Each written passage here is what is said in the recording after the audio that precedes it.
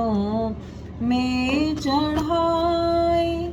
ज्ञान से निज को निहारे, दृष्टि से निज को निखारे। ज्ञान से निज को निहारे, दृष्टि से निज को निखारे। आचरण की उर्वरा में लक्ष्य तरुवर लहलहाए। भाव भीनी वंदना भगवान चरणों में चढ़ाए।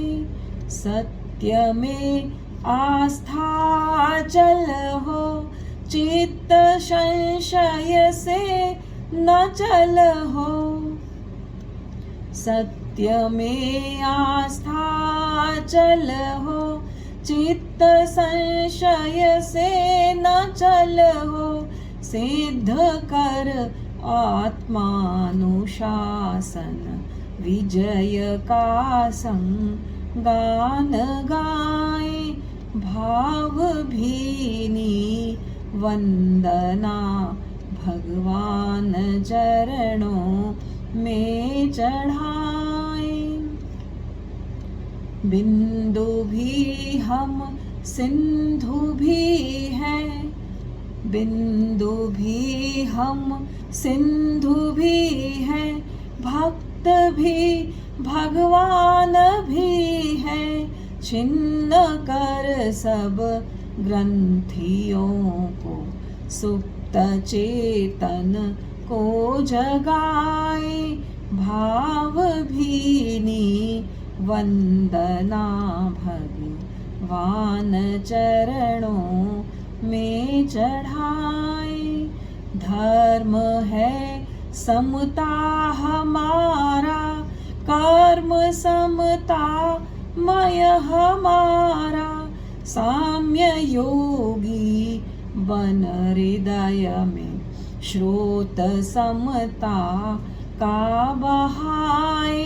भाव भीनी वंदना भगवान चरणों में चढ़ाए। शुद्ध ज्योतिर्मय निरामय, रूप अपने आप पाए। भाव भीनी वंदना भगवान चरणों में चढ़ाए। ओम अरहम। हम फिर से एक बार फिर भगवान महावीर को वंदन करते हुए गुरुदेव की आज्ञा से भगवान महावीर के चरित्र का मैं वाचन करने जा रही हूँ आपके समक्ष। ज्ञान दृष्टि ग्रुप में पुनः एक बार सभी का स्वागत करती हूँ। तो हमने 3 चैप्टर देख लिए थे। स्वतंत्रता का अभियान, अंदर का बंधन क्या है, भीतर का बंधन क्या है, और जो बंधन का अनुभव करता है वो फिर स्वतंत्रता का अनुभव कैसे कर सकता है। तो 2 बंधन जो भगवान ने बताए थे, अहंकार और ममकार। हम अपने भीतर से ही बंधे हुए हैं, बाहर से नहीं बंधे हुए हैं। और बहुत सुंदर स्वतंत्रता की जो बात उन्होंने कही कि जो पाप है वो आंतरिक ग्रंथि है ना। पहले भाव में उत्पन्न होता है, उसके बाद हम क्रिया में, वचन में, वाणी में, मन में उस पाप को करते हैं। लेकिन अगर भीतर की ग्रंथियां हमारी सुलझी हुई हैं, भीतर हमारे शुद्ध भाव है, भाव शुद्धि हमेशा गुरुदेव फरमाते हैं कि भाव अगर शुद्ध हो तो फिर क्रिया हम बच सकते हैं, क्रिया से बच भी सकते हैं। और क्रिया अगर करते भी हैं, आवश्यकतावश करते हैं, तो उसमें कम दोष, अल्प दोष लगता है, अल्प कर्मों का बंधन होता है। यदि तीव्र भावों से, तीव्र रस से हम कर्म को करते हैं, कोई पाप कर्म को करते हैं, तो वैसा ही हमारा निकाचित कर्मों का बंधन होता है। तो जो पाप है वो आंतरिक ग्रंथि। और सबसे बड़ा पाप क्या बताया भगवान महावीर ने? परतंत्रता। यदि हम परतंत्र हैं, चाहे वो कर्मों से बंधे हुए हों, चाहे सांसारिक और व्यवहारिक दृष्टि से बंधे हुए हों, जब तक हम परतंत्र हैं, हम अपनी इच्छानुसार अपने कर्म को नहीं कर पाते हैं। तो सबसे पहले हमको अपनी सीमाओं से, अपने बंधनों से मुक्त होना है। अंदर की ग्रंथियों को खोलना है, अंदर के भावों को शुद्ध करना है, तभी हम स्वतंत्रता की ओर। मोक्ष क्या है? मोक्ष क्या है? स्वतंत्रता है ना। संसार क्या है? बंधन है। हम सुख की ओर जाना चाहते हैं और संसार दंड की व्यवस्था है। चारों गतियां दंड की व्यवस्थाएं हैं और हम यहाँ पर सुख ढूंढते हैं। और जब हमको निराशा होती है तो हम दुखी हो जाते हैं कि अरे हम तो सुख के लिए आए थे, हमने सुख के लिए कार्य किया था, परंतु हमको कई बार सुख की अपेक्षा में, सुख की जो वांछा करता है उसको ज़्यादा दुख प्राप्त होता है। और जो समता भाव में रहता है, जो देखता है ठीक है मेरा कर्म है, मैंने कर दिया कर्तव्य भाव से और बदले में मुझे कुछ नहीं चाहिए, उसे दुख कम मिलता है क्योंकि उसको वांछा ही नहीं है सुख की। सुख और दुख क्या है? भावनाएं हमारी, हमारे भाव है अंदर से, है ना। किसी व्यक्ति को सेम परिस्थिति में वो सुखी है और कोई व्यक्ति सेम परिस्थिति में दुखी भी हो सकता है। हमारा दृष्टिकोण कैसा है, हम कैसा देख रहे हैं। हम अगर नकारात्मकता को देख रहे हैं तो हम दुखी हो जाएंगे। आधा ग्लास भरा हुआ देख रहे हैं तो हम सुखी हो जाएंगे। आधा ग्लास खाली देख रहे हैं तो हम दुखी हो जाएंगे। तो भगवान महावीर कहते हैं कि मैं स्वतंत्रता के अभियान पर निकल रहा हूँ और जो भी परिस्थितियाँ मुझे परतंत्रता की ओर ले जाएंगी या बाध्य करेंगी, मैं उनके आगे नहीं झुकूंगा। परतंत्रता का वर्ण मुझे मान्य नहीं है। इसलिए उन्होंने परिवार का बंधन तोड़ा सबसे पहले।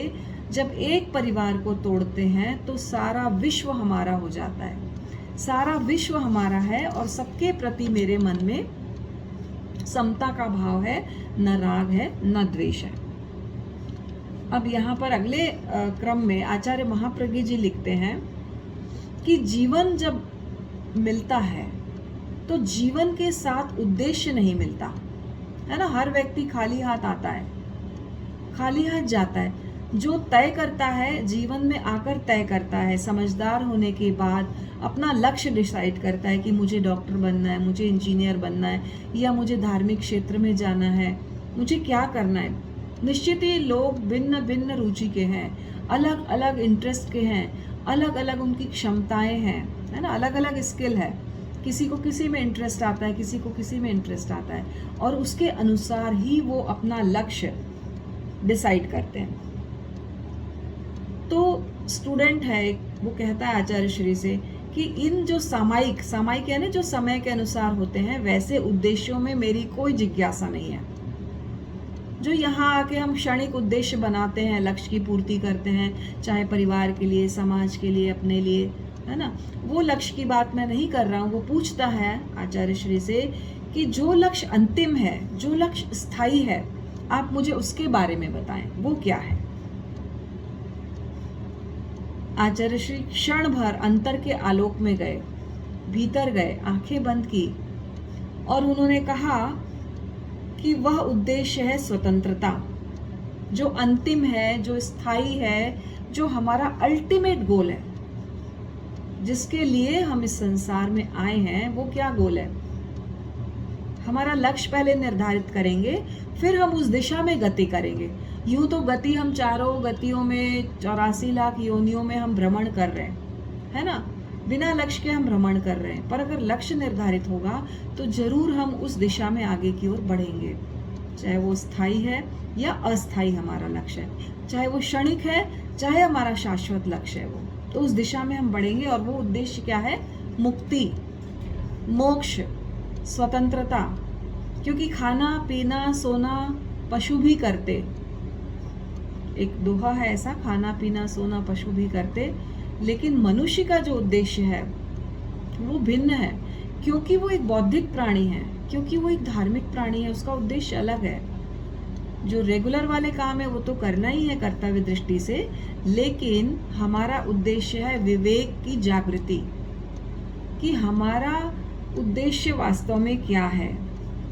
जैसे तोता होता है पिंजरे में, है ना, वो कितना भी सोने के पिंजरे में रख दिया जाए उसको, कोई सा भी पिंजरा हो, लोहे का हो, सोने का हो, पर वो हमेशा मुक्त होना चाहता है।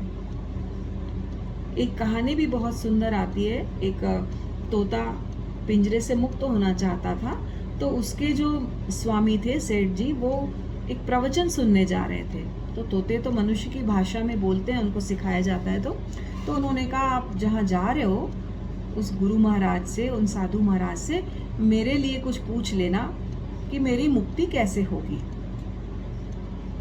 वो जाते हैं, सेठ जी दर्शन करते हैं गुरु महाराज के और पूछते हैं, भाई मेरे यहाँ एक तोता है और वो पूछता है कि मेरी मुक्ति कैसे होगी।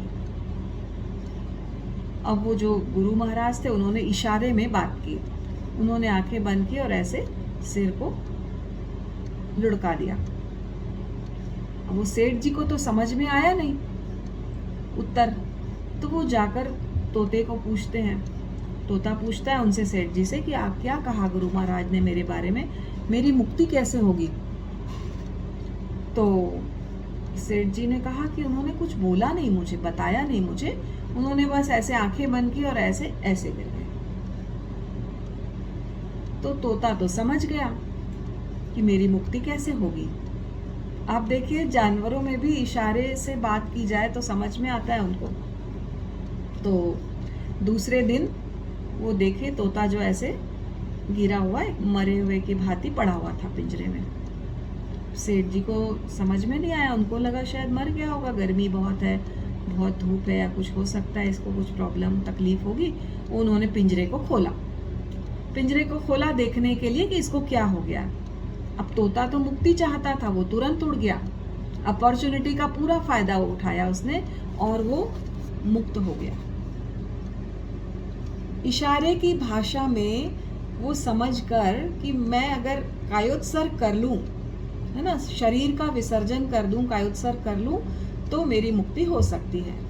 हम प्रेक्षा ध्यान में क्या करते हैं, कायोत्सर्ग करते हैं, शरीर को छोड़ने का अभ्यास करते हैं। जब हमारी मृत्यु हो तो हम आसानी से शरीर को छोड़ सकें, ज्ञाता दृष्टा की भांति शरीर को देख सकें, उसमें होने वाले दर्द को देख सकें, सिर्फ अनुभव नहीं, देख सकें, सिर्फ जान सकें।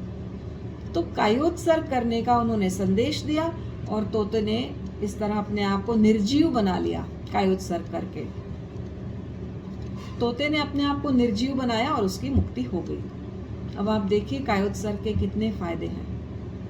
मन वचन काया की गुप्ती, कर्मों के बंधन से रोक जाना, संवर हो जाना।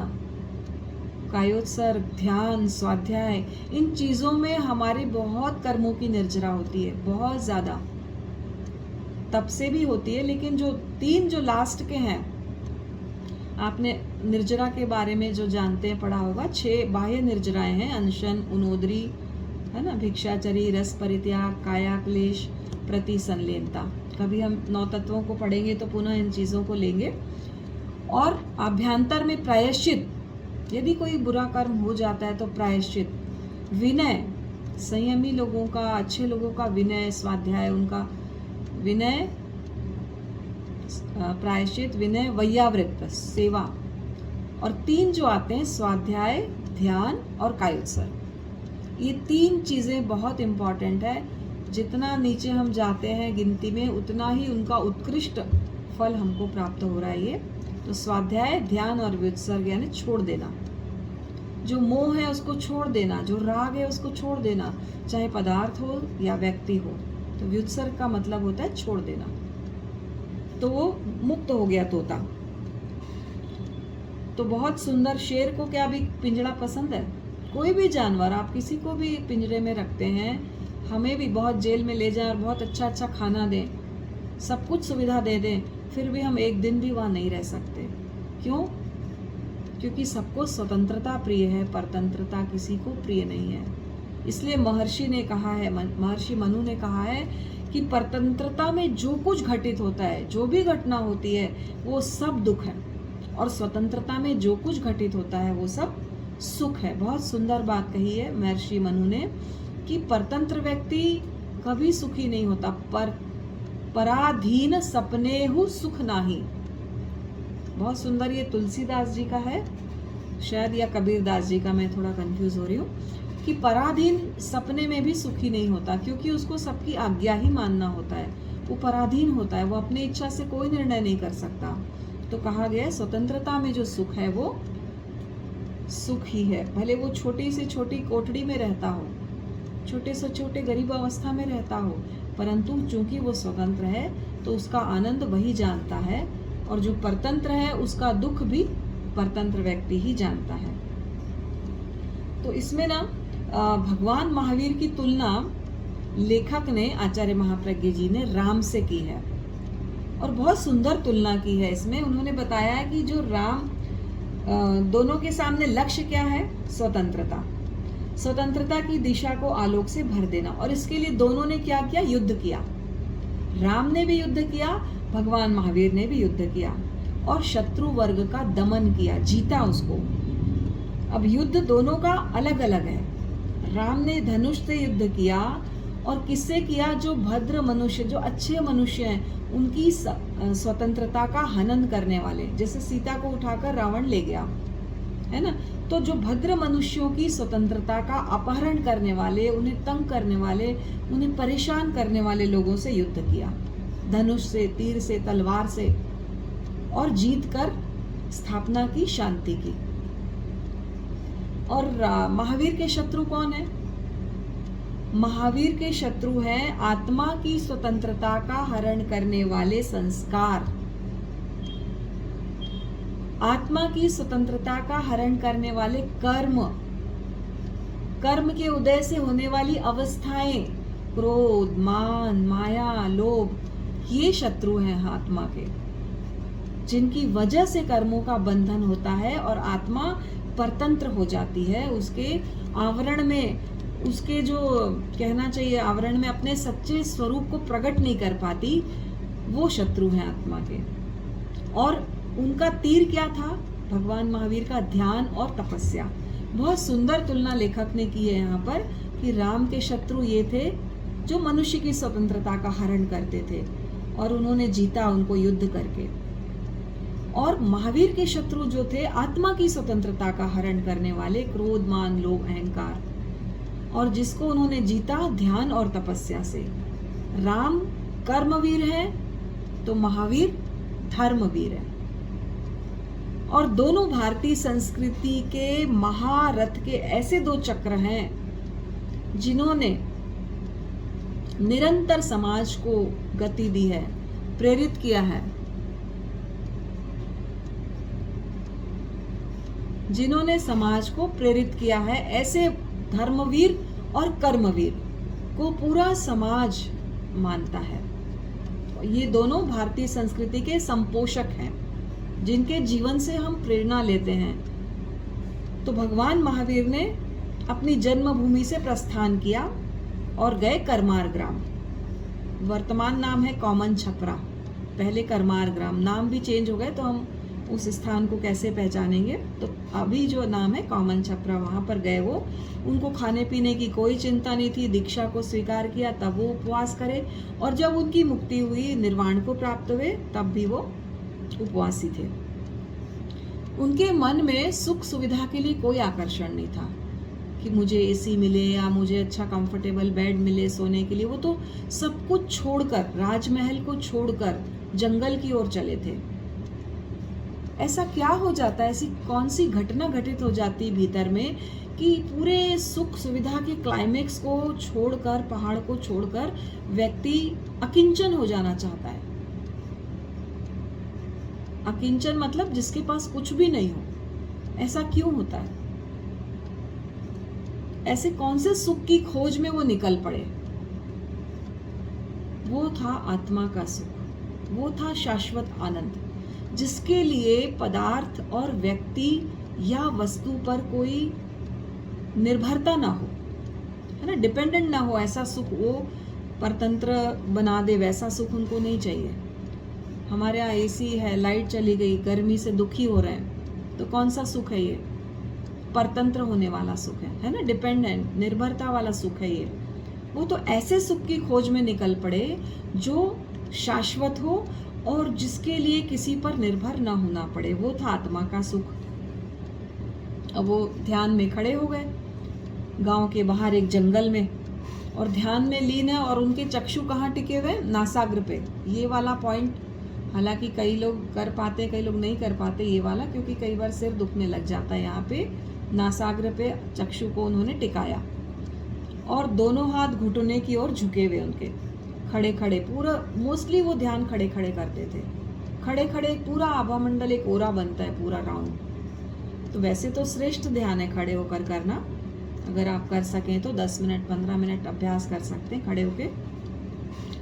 तो घुटने की ओर हाथ झुके हुए और स्थिरता को देखकर स्तंभ की भांति, ऐसे दूसरे कोई दूर से आ रहा था, उनको ऐसा लग रहा था खंबे की भांति कोई खड़ा है, बिल्कुल स्थिर, कोई हलन चलन नहीं, पूरी एकाग्रता के साथ वो ध्यान में लीन हो गए।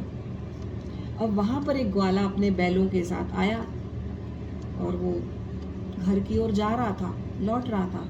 आपने सबने सुनी होगी ये घटना, बहुत प्रसिद्ध घटना है भगवान महावीर की ये, कि बैल आए और फिर वो बैल इधर उधर हो गए, चरते चरते कहीं दूर चले गए।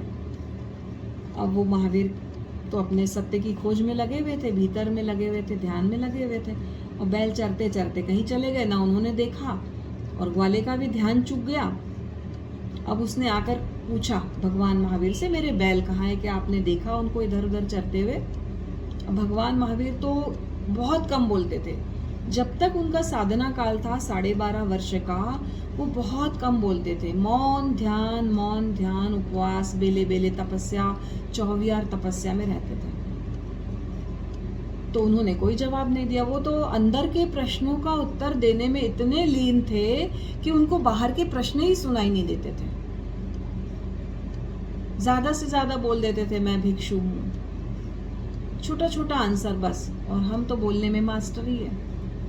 बिना ज्ञान हुए भी अब मैं जैसे आपके सामने बहुत बोल रही हूँ, बता रही हूँ, कोशिश कर रही हूँ, पर भगवान महावीर केवल ज्ञान होने तक इतना मौन रहे, इतना मौन रहे, 1-2 लाइन, आधी लाइन से ज्यादा कुछ बोलते नहीं थे। पूरे टाइम ध्यान और स्वाध्याय, आत्मा को पढ़ने में, आत्मा को जानने में, आत्मा में रमण करने में लगे रहते थे। तो भगवान महावीर ने कोई उत्तर नहीं दिया।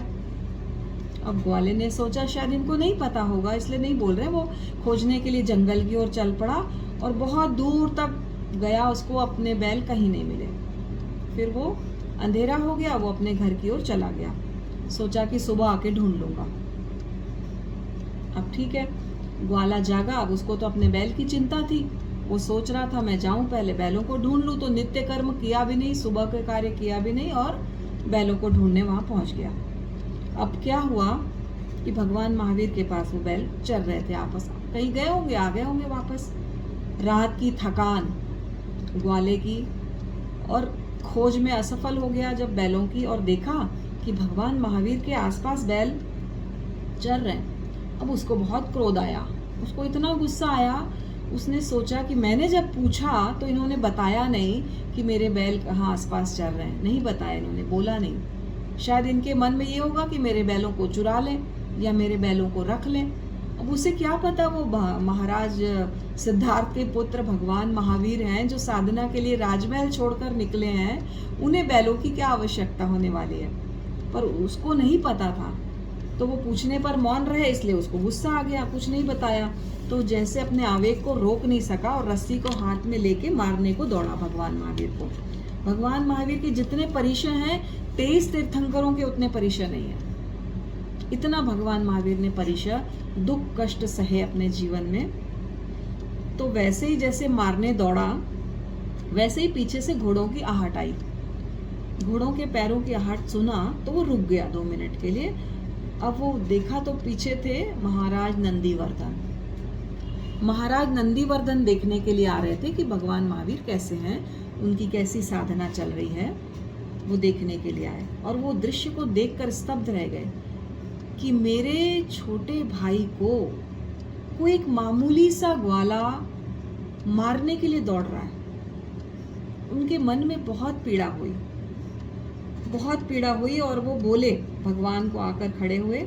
जैसे ही भगवान की प्रतिमा, ध्यान की प्रतिमा संपन्न हुई, नंदीवर्धन सामने आकर खड़े हो गए और बोले, बनते आप अकेले हैं, जंगल में ध्यान करते हैं।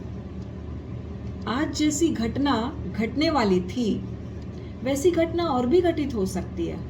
आगे भी आप अकेले ध्यान करेंगे, आगे भी आप जाएंगे, तो क्या मुझे अनुमति दें आप, मैं आपके सेवा में अपने सैनिकों को रख दूंगा, ताकि वो आपका परिचय दे दें और तो कोई भी आपके साथ दुर्व्यवहार न करे।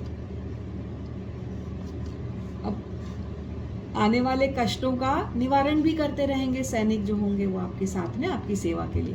तो इतना सुंदर मार्मिक जवाब भगवान महावीर ने दिया, वो हम सबके सुनने, मनन करने और डायरी में चिंतन नोट करने के लिए और चिंतन करने के लिए। कुछ कुछ सेंटेंस ऐसे हैं इस बुक में जिसको आप नोट करेंगे, बार बार पढ़ेंगे तो लगेगा कि जीवन, मतलब कहना चाहिए कि एक रूपांतरण हो जाए जीवन में। इस तरह के इन्होंने जवाब भगवान महावीर के, इसलिए मुझे ये किताब बहुत पसंद है। तो उन्होंने कहा, भगवान महावीर गंभीर स्वर में बोले, नंदीवर्धन ऐसा नहीं हो सकता। स्वतंत्रता की साधना करने वाला अपने आत्मबल के सहारे आगे बढ़ता है। स्वतंत्रता की साधना करने वाला परतंत्र कैसे हो सकता है? वो अपने आत्मबल के सहारे आगे बढ़ता है, वो दूसरों के सहारे आगे बढ़ने की बात नहीं सोच सकता। वह दूसरों के सहारे, मतलब चाहे वो सैनिक हो या भाई हो या राजा हो या कोई सेवक हो, किसी के सहारे आगे बढ़ने की बात नहीं सोच सकता। ये जो घटना हुई, नंदीवर्धन ने उनको प्रपोज किया कि भाई हम सैनिक रख दें, और भगवान महावीर ने जो इनकार किया, ये घटना उनके जीवन में स्वतंत्रता का पहला सोपान है। और स्वावलंबन और पुरुषार्थ, जहाँ पर प्रतिध्वनित यानी दिखाई दे रहे हमको स्वतंत्रता और पुरुषार्थ, स्वावलंबन की जो भावना है वो दिखाई दे रही है। और ये दोनों ही बहुत महत्वपूर्ण है स्वतंत्रता की यात्रा करने के लिए, पुरुषार्थ करने के लिए। यहाँ पर पुरुषार्थ की बात कही गई है, ये चैप्टर का नाम है पुरुषार्थ। तो अस्तित्व का जो लक्षण है, हमारे जो अस्तित्व है, हम जो यहाँ पर हैं, हमारे अस्तित्व का लक्षण क्या है? क्रियाकारित्व। एक शब्द है क्रियाकारित्व, दर्शन में बहुत बार आता है ये शब्द। इसका अर्थ है प्रत्येक वस्तु में, पदार्थ में, व्यक्ति में, चाहे वो जीव हो या अजीव हो, स्वयं क्रियाकारित्व यानी स्वयं क्रिया में परिणित होने की, स्वयं परिवर्तित होने की शक्ति रहती है। परिणमन होने की यानी द्रव्य, जैसे हमने द्रव्य को पढ़ा ना, द्रव्य, गुण और पर्याय जो बदलती रहती हैं, तो प्रत्येक वस्तु में अपनी पर्याय को बदलने की शक्ति रहती है। वो द्रव्य, क्षेत्र, काल, भाव के अनुसार बदलती है। उसमें कोई व्यक्ति का सहयोगी रोल हो सकता है, सेकेंडरी कारण हो सकता है, पर उपादान यानी मूल कारण वो स्वयं वस्तु या व्यक्ति होता है। तो जिसमें अर्थ क्रियाकारित्व नहीं होता, उसका अस्तित्व ही नहीं होता। बहुत इंपॉर्टेंट बात है। हम हमेशा दूसरों को ब्लेम करते हैं, है ना। कोई भी कार्य होता है, इसकी वजह से ड्राइवर लेट आया, इसने गाड़ी ठीक से नहीं चलाई इसलिए एक्सीडेंट हो गया, या सामने वाले ने, ट्रक वाले ने ठोक दिया। मतलब जो भी घटनाएं होती हैं उसका अर्थ क्रियाकारित्व यानी वो वैसे ही, अब चक्का फेल हो गया, ब्रेक फेल हो गया, अब ड्राइवर भी क्या करेगा? या स्टेपनी फट गई, है ना, कोई कील आ गई बीच में रास्ते में, अब ड्राइवर क्या करेगा? ये घटनाएं कब, कैसे, कहाँ घटने वाली हैं आपको नहीं पता, हम नहीं जानते। तो अर्थ क्रियाकारित्व का अर्थ बहुत अगर समझ में आता है कि भाई जो घटनाएं जैसे घटना है, घटती हैं, हम कई बार किंतु परंतु, ऐसा हो जाता, वैसे हो जाता, लेट निकल जाते, 2 मिनट बाद चले जाते, कई घटनाएं आसपास सुनते हैं हम, लेकिन हम सोचते हैं अगर ऐसा कर लेते, अगर वैसा कर लेते। नहीं, जब जो जैसा अर्थ क्रियाकारित्व ने घटनाएं घटने वाली हैं, चाहे व्यक्ति में या वस्तु में, या हमारा पुरुषार्थ ये है कि हम स्व में लगाएं पुरुषार्थ को। बाहर तो बहुत लगाया हमने, बहुत अनादिकाल से बाहर पुरुषार्थ लगा रहे हम, और परिवर्तित नहीं कर पाते हैं चीज़ों को, और फिर दुखी होते हैं कि अरे मेरे हिसाब से नहीं हुआ। पर जब स्व में पुरुषार्थ लगाएंगे, स्व को जानेंगे, स्व को समझेंगे और यथार्थ वस्तु को जानेंगे, यथार्थ ज्ञान करेंगे, सम्यक दृष्टि बनेंगे, तब हमको रियलाइज होगा कि ये चीज़ें तो ऐसी ही होनी थी, ये ऐसे ही होना था, है ना। अब जो हो गया वो तो भूतकाल, हमारा कोई जोर नहीं, भविष्य हम जानते ही नहीं क्या होने वाला है। तो कौन सा बचा? वर्तमान क्षण। तो वर्तमान क्षण में जो जागरूक रहता है, उसका पूर्णतः उपयोग करता है, वही बुद्धिमान है। ऐसा कई जगह मैंने पढ़ा कि वर्तमान का उपयोग, उड़ गए हो प्रमाद मत करो, वर्तमान का उपयोग करो। तो जो सहसम सहसाणम, बहुत सुंदर ये है, आगम की गाथा है। हम जय बुद्धा एकंता जब हम अरत वंदना करते हैं उसमें ये गाथाएं बहुत सुंदर आती हैं। जो सहस्र योद्धाओं को जीत ले बाहर, वो उतना बड़ा विजेता नहीं है।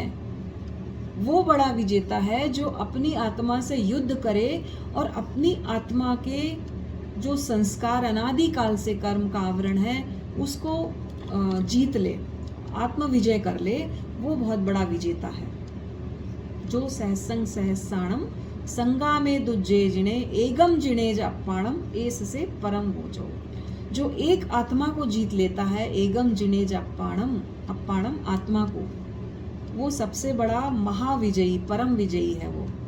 तो हम सबको भी इस दिशा में प्रयास करना है अपनी आत्मा को जीतने का, अपने आप को जीतने का, क्योंकि दूसरों में तो हमारा वश है ही नहीं। तो बहुत सुंदर आचार्य महाप्रज्ञ जी ने जो ये रचना की है श्रवण महावीर की, बहुत ही सुंदर शब्दों का चयन किया है और एकदम एक एक चैप्टर में प्रेरणा है उसमें। एक एक चैप्टर में ऐसी ऐसी बातें हैं जो हम जब रिवीजन क्लास लेंगे तो उसको फिर से रिपीट करेंगे। आप सबके प्रति मंगल भावना। इसको यहीं विराम देते हुए ओम अरहम, गुरुदेव के प्रति कृतज्ञता, आप सबका आभार।